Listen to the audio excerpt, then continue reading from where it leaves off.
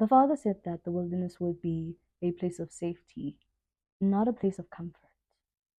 He did not say that, and so we cannot assume that. So, what we can do is that train up our minds and our hearts to do the opposite of what Babylon has taught us to do. Heaping up things, we need to let that go. Saving up for tomorrow, we need to let that go because we have seen what it has done for our ancestors and it will not help us this time around. But because we know that the Torah actually teaches us otherwise, that we should be obedient, this is something that is going to be tested once we get to the wilderness. With the rise of Israel waking up to their true identity, I couldn't help but ask myself this question. Why did it take our ancestors 40 years to leave the wilderness? And it's been really troubling me because I felt in my spirit that there's something that was there that we are not careful of this time around because we're all waiting for the second Exodus and to be gathered at a certain time. But then the Most High tells us that this is not going to be like our promised land yet, but it is going to be a place of safety. And one thing about a place of safety is that it's not comfortable. It raised the question in my spirit to kind of find out the reasons behind why our ancestors were finding it so difficult to leave the wilderness and that we can do better this time around. And so, because we know that nothing is new around the sun, we're promised that, and we know that this time around it is going to be different. It is going to be 2 times worse than it was before. And so, I thought, let's just talk about it. One thing about Babylon is that we are coming to realize that Babylon is not only just a place, but it is a system. So the system that was placed for us to follow, including it's a monetary system, it's a religious system, it's an educational system, it's societal, and so we have ingrained it in our minds to follow Babylon from the very moment you were born. You're told that this is what you have to do to get by. So basically, when our ancestors came from slavery, they said something very profound. I need us to go to the book of Exodus for this one. Go to the book of Exodus, um, 16, verse 1 to 4. And they departed from Elim, and all the congregation of the children of Israel came to the wilderness of Sin, which is between Elim and Sinai, on the 15th day of the second month after their going out of the land of Israel. This was only the 15th day of the second month they've been there. They've been there over, I think, 45, if I'm not mistaken, 45 days in the wilderness, and already there's trouble. Okay? And the children of Israel said to them, if only we had died by the hand of Yahuah in the land of Mitzrayim, when we sat by the pots of meat and when we ate bread to satisfaction. Okay, I need us to pause there for a second. This is their complaint. This is their first complaint, and it's about food. It's about hunger. Let me get into my story time. I was fasting 2 days ago, 3 days ago. And when I tell you, it was kind of like the first fast this year. I'm not proud of that. I want to do more, especially after what I realized during this fast. I need to do better. My flesh was strongly against what I was doing. And let me tell you, I kept thinking about the food. I kept thinking about, okay, why am I punishing myself? Like, why am I doing this? Kept telling myself that, kept reading, going to sleep, reading, going to sleep. And then finally, I went outside to get some sun. And that's when it all hit me. I was like, what if everything were to go down tomorrow? And this is what my flesh is telling me. Would I survive? No, it's the answer. That's the answer. No, I wouldn't. And I feel like a lot of us have gotten so comfortable in the comfort of our homes. We're assuming that once we get to this wilderness, everything will be provided for. Yes, don't get me wrong, we'll get into the story of how they were provided for, but it was not under our terms or our flesh's terms, but the Most High's terms. For you have brought us out into the wilderness to put all the assembly to death with hunger. That's what they said. In 4. And Yahuah said to Moshe, see, I am raining bread from the Shamayim for you, and the people shall go and gather a day's portion every day in order to try them whether they walk in my Torah or not. Okay, this was a big test. It was a test, okay?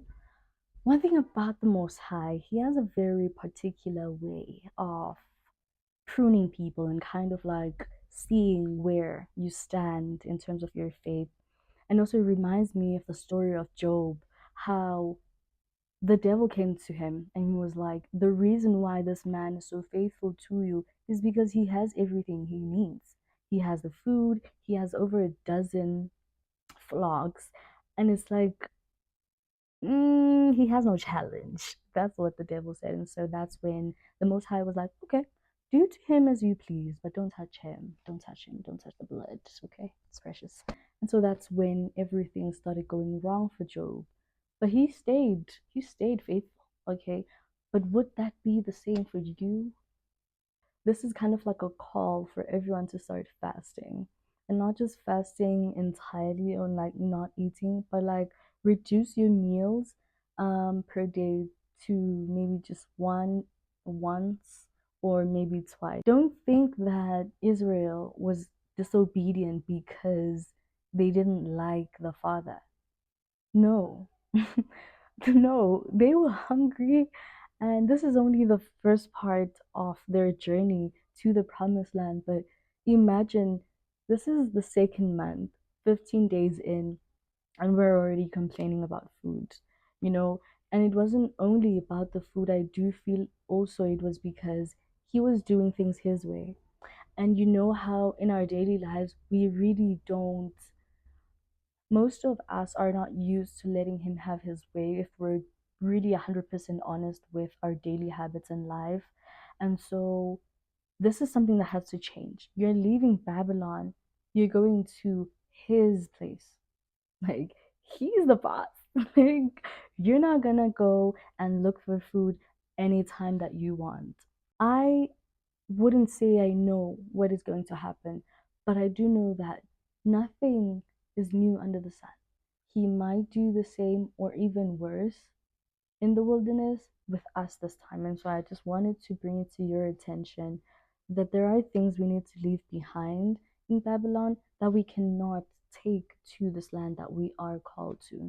Okay, so let's read 16. We're still in chapter 16, verse 17 now. And the children of Israel did so and gathered, some more, some less. And they measured it by omers, and he who gathered much did not have too much, and he who gathered little did not have too little. Each one gathered according to his need. And Moshe said, let no one leave any of it until morning. And they did not listen to Moshe, obviously. Some of them left part of it until morning, and it bred worms and stank, and Moshe was wroth with them.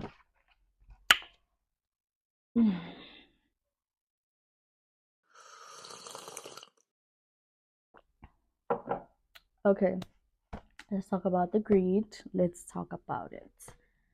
So, in today's world, we are encouraged to heap up things, this whether it be money, opportunities, love interests, and this sense of overconsumption that is never ending. We have to carry this mindset that not everything is for grabs, not everything should be, because that's the very same thing that happened in the garden. He said everything else except the one in the middle. Why? Why do we, human beings are so funny. Why is it that every single time when someone puts a banner of like, do not enter, it makes you want to enter there even more? It's kind of like, why do we do that? Maybe it's our design, to distinguish between good and evil and how sacrifice comes into play. Because one thing about the path to hell, it looks like heaven and feels like it, you know, and the path of the Father is maybe somewhat the opposite. Hence, we have the wilderness. But because we know that the Torah actually teaches us otherwise, that we should be obedient, this is something that is going to be tested once we get to the wilderness. So there isn't going to be a space of disobedience, is what I wanted to eventually come down to, because they were not spiritually ready to fully embody what came with the Torah, because they've always been disobedient to it. But because we are the last generation, we are called to hold on to the Torah like it's our life, you know, and to truly show if we say we love him as much as we do. Because when you love someone, you make sure that you listen to them and you wouldn't want to disappoint them. But when things like food come in between the relationship and the Most High, things can get tricky. Things can get tricky because you're now going to look at this person that you love and say, you are trying to punish me. Like, why are you withholding food from me? Because I know you have a lot of food in your storehouse. Why are you not giving it to me? Because my body is craving for this food. And I feel like this is the number one reason that is going to cause rebellion once again amongst Israel, like it did the last time with our ancestors. Food and disobedience. Not being able to tame our flesh is going to be something that is going to play a big role in this. And so I wanted to call people to change their habits, change your daily habits, your mental habits on food, because we know that gluten is also a sin and it is pushed to us every single day with these mukbang videos and stuff. And it's like, when you look at Babylon with like a different lens, you can see how everything is just so tailored for you to be disobedient, you know? Let's read. The last verse I want us to read is still in Exodus 16:23 to 27. And he said to them, this is what Yahuah has said. Tomorrow is a rest and Sabbath Kodesh to Yahuah. That which you bake, bake, and that which you cook, cook. And lay up for yourselves all that is left over to keep it until morning. Okay. Anyone notice? Now we can keep things because he said it. Okay, okay. Let's continue. And they laid it up till morning, as Moshe commanded, and it did not stink, and no worm was in it. Worm. When I say worm, let's get back. And Moshe said, eat it today, for today is the Sabbath to Yahuah. Today you do not find it in the field. Another one again. You see, with the Father, there's always conditions. You can never think you are safe. Like, don't think you got a pass.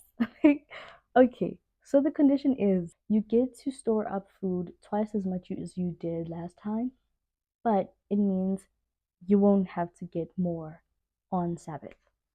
Meaning, the whole week they were able to go and gather more for the nighttime. They got used to the system. Get it? They got used to the system, but not when it came to Sabbath. No, no, no, no. Sabbath is different. We're not working. This is also the first time that the Most High was introducing Sabbath to them. Get it? This was also a test for obedience, but then we all know what happened. There's always disobedient people and rebels, so there are people who did not want to listen. They went up to go and see for themselves and they didn't find anything because they said stir it up twice. But then I think we're done with the words for now, but Oh, sorry. All to say, there won't be any space for disobedience in the wilderness because this is where everything will be tested.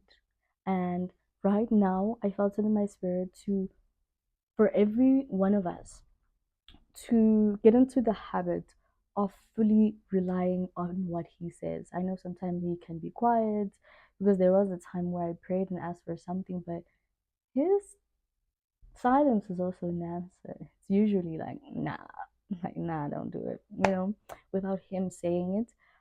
But this is a call to tame our flesh to the Father's will, and secondly, to let go of the system of Babylon that has been ingrained within us. If we can all get that, and actually, if we can all start practicing that, I think then we have a better chance to not spend another 40 years in the wilderness once again, like our ancestors, and maybe spend like 2 or 3 as promised, and then we can get to the promised land as soon as possible, you know, because the Most High is a man of principle. He doesn't go against his word, he doesn't change. And that's what I wanted to speak on this Sabbath. But yeah, I hope you enjoyed the video. I'll see you guys on my next video. Please make sure to subscribe and to like the video. Leave down below your comments on what you feel about the situation, and are you preparing for the second Exodus, and how do you feel about it? And if you are, how are you doing so? And yeah, let me know if today's information was useful to you in any way. I will see you guys in the next video. Bye. Oh yeah, Yahusha loves you. Bye.